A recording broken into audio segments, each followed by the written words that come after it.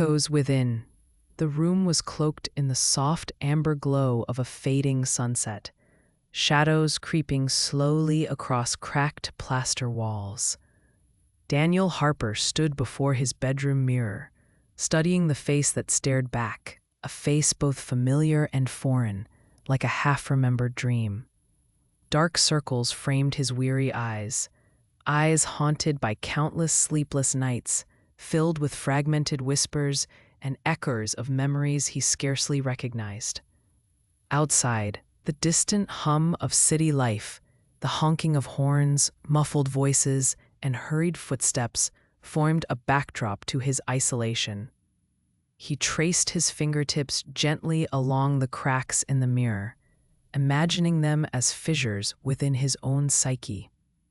Each fracture seemed to capture a different reflection, each subtly changed, faces that bore his likeness, yet differed in expression, posture, even intent. A sad gaze here, a sneer there, a hopeful smile obscured by shadow in the corner.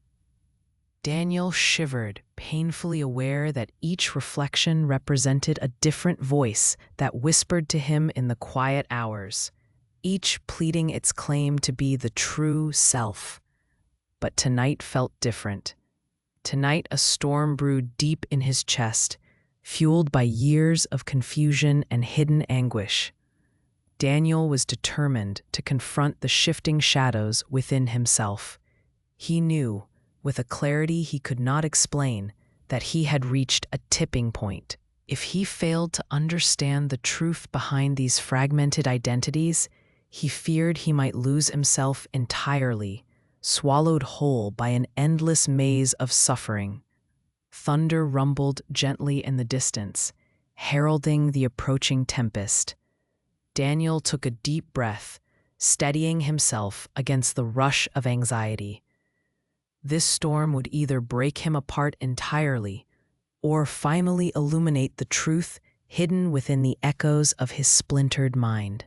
Sunlight filtered through the café's expansive windows, warming Daniel's cheeks as he sat silently at a corner table, savoring the bitter warmth of coffee.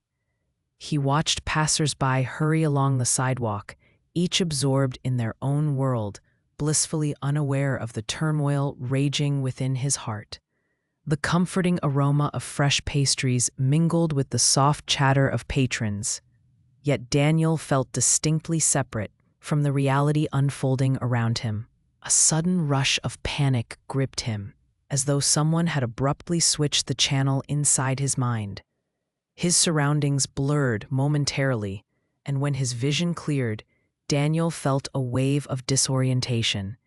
He glanced down at his hands, trembling slightly as though they belonged to someone else.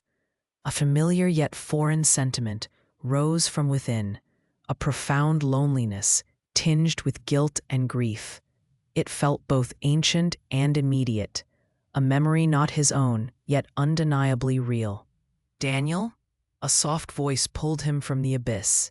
He turned to find Lisa, the café's owner, looking at him with genuine concern. "You don't seem yourself today."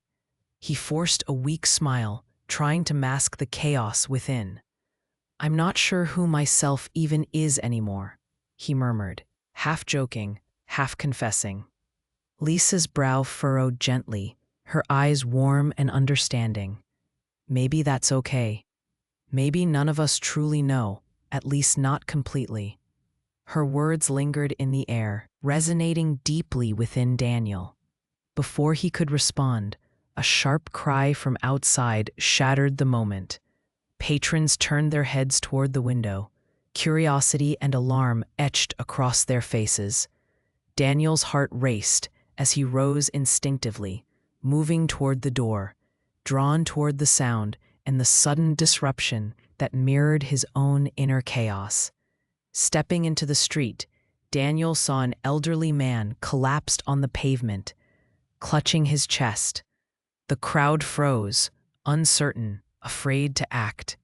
Without thought, Daniel knelt beside him, his hands steadying the man's trembling shoulders.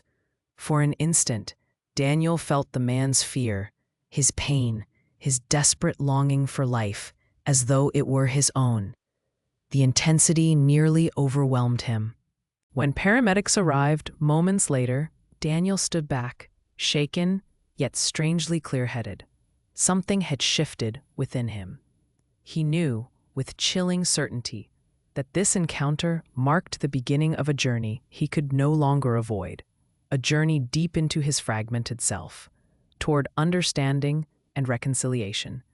Daniel's small apartment was now filled with scattered journals, hastily scribbled notes, and sketches, each attempting to map the labyrinth of his inner turmoil. Nights blurred into days as he chased shadows of memories, personalities, and conflicting desires.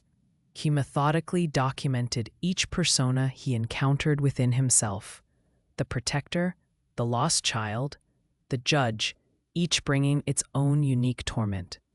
He recalled times when the protector would emerge, strong, confident, fiercely defensive, yet utterly exhausting, or moments when the lost child would surface, vulnerable and afraid, yearning for comfort and safety.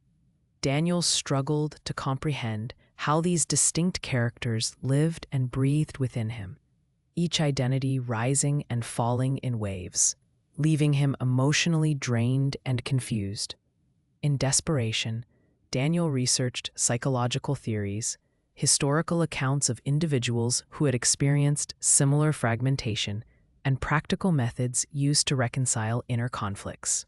He stumbled upon mindfulness meditation techniques, cognitive behavioral strategies, and narratives of people who found strength in accepting their multifaceted selves. He recognized a glimmer of hope. Perhaps by understanding and accepting these identities, he could alleviate his suffering. One evening, as rain lashed against his window pane in rhythmic torrents, Daniel sat down to meditate for the first time. He closed his eyes, breathing deeply, allowing thoughts to drift past him like clouds. Initially, the storm of voices grew louder, each demanding attention, validation, expression. Panic surged, threatening to undo him. Yet, as he persisted, an unexpected calmness began to unfold. He observed the voices without engaging, acknowledged their anguish without becoming ensnared. For the first time, Daniel glimpsed a space between himself and these identities, a serene clarity, untouched by turmoil. A quiet observer who did not need to identify with the chaos. As he opened his eyes, the storm outside had subsided. Daniel felt a quiet determination grow within him.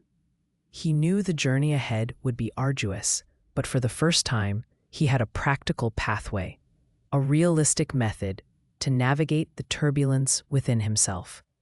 Weeks passed, and Daniel continued his arduous exploration, now aided by Dr. Eleanor Hart, a compassionate therapist renowned for guiding individuals through complex emotional landscapes. Their sessions were intense and demanding, forcing Daniel to confront painful truths and hidden secrets he had long buried deep within. "You've built these identities for protection, Daniel," Dr. Hart gently explained during one session. "But now they imprison you. To heal, you must acknowledge their existence without allowing them to define you completely." He nodded, absorbing her words. "But how do I face the pain they carry without losing myself again?" "By cultivating compassion," she responded softly. "Understand their suffering is a part of you, but not the whole of you."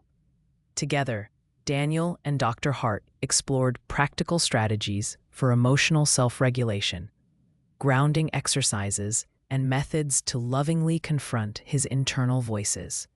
Through carefully structured exercises, Daniel practiced dialoguing with these identities, empathizing with their pain, and gradually reclaiming authority over his emotional world.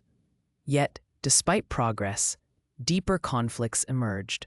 Betrayals surfaced, memories of abandonment, rejection, and loss he had suppressed for years. Each revelation threatened to destabilize his fragile sense of progress. But Dr. Hart guided him patiently through these storms, teaching him resilience, acceptance, and forgiveness as tangible, realistic tools to navigate life's inevitable pain. Daniel began noticing subtle shifts in his daily interactions. His empathy deepened, enabling him to connect profoundly with others. He perceived suffering in strangers' eyes and, without hesitation, offered kindness. Slowly, he understood that his journey was not merely personal, but universal, a reflection of humanity's collective struggle for peace and wholeness. As Daniel confronted deeper layers of his internal conflict, he knew the ultimate test of his newfound understanding awaited him, a final confrontation with the deepest echo within himself.